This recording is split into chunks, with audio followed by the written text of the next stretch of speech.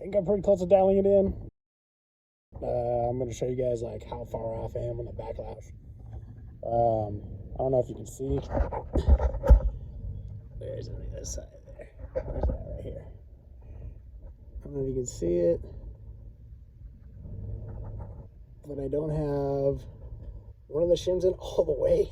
Try to get the bearing caps to kind of help push it in, but man, it's a pain in the butt. So anyways, on the backlash here, we got a 0.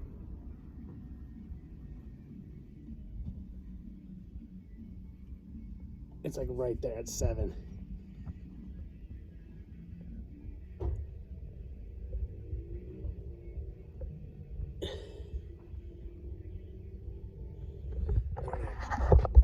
It goes around a lot, dude. I don't know. I'm having a hard time trying to figure out exactly if I'm doing it right, if I'm pushing too hard, but I think I'm going to go with that. So time to put the yellow paint on and check and see if the pinion depth's good. All right, let's do it. All right, guys. First attempt at pinion depth. As you can tell, I need to increase the pinion depth too far back. So I probably got like a 3 in there, or I think it was a 2. So I'm going to put like a 4, I think, in there and see how it goes. All right, let's get back to it.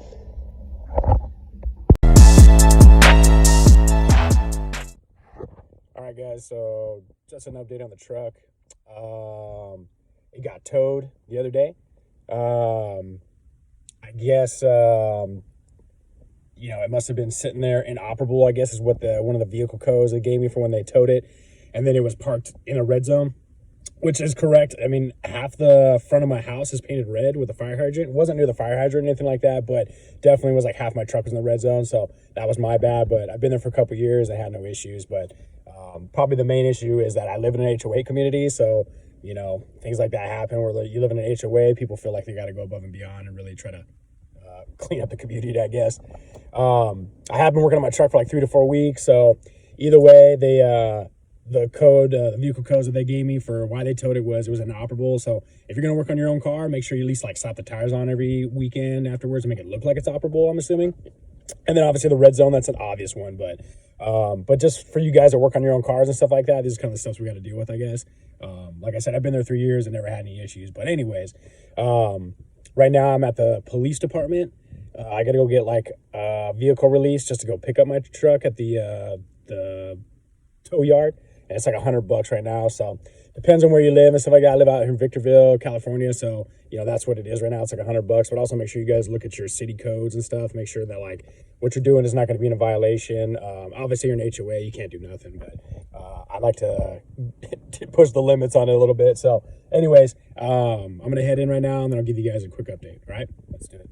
All right, guys, just got out of the CHP or police department and, they were pretty cool. I mean, I'm pretty sure, like most people, it's just like, really, I mean, this is what we're dealing with. There's crimes out there. There's all kinds of more important stuff than just some blue-collar guy just working on his car. So, anyways, they were cool about it. They waived the $100 fee, so at least I saved myself $100. I mean, I doubt I'm going to be that smooth of a cat to try to, you know, talk my way out of, like $400 probably on the tow fees.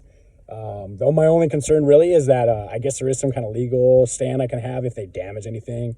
And when they towed my car, it didn't have like any tires on it. The axles were off. So, I mean, and the rear end was exposed and it had a brand new rear end in it at the 488 gears. So I'm going to be interested to see when I go there how gingerly they took care of that car. I mean, the drive shaft was dangling off. So, I mean, I can't imagine they did a good job. I mean, I'm probably missing bolts and stuff.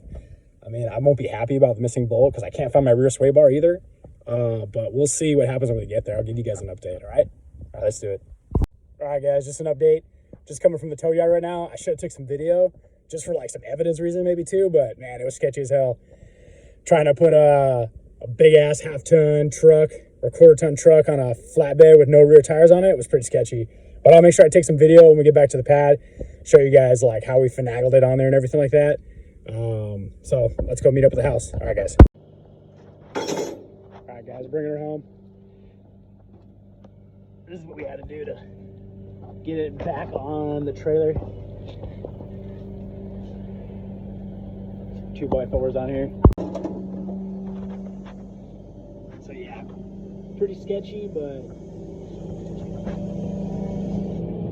No real damage.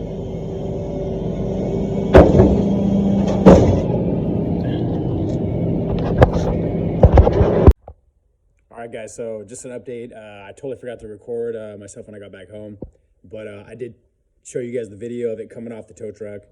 Yeah, it was pretty sketchy how they had to do it. They had to take the drive shaft off and all that kind of stuff. So hopefully it goes back in. I've never pulled a drive shaft out and then put it back in. I've usually just pulled them out and then called it a day.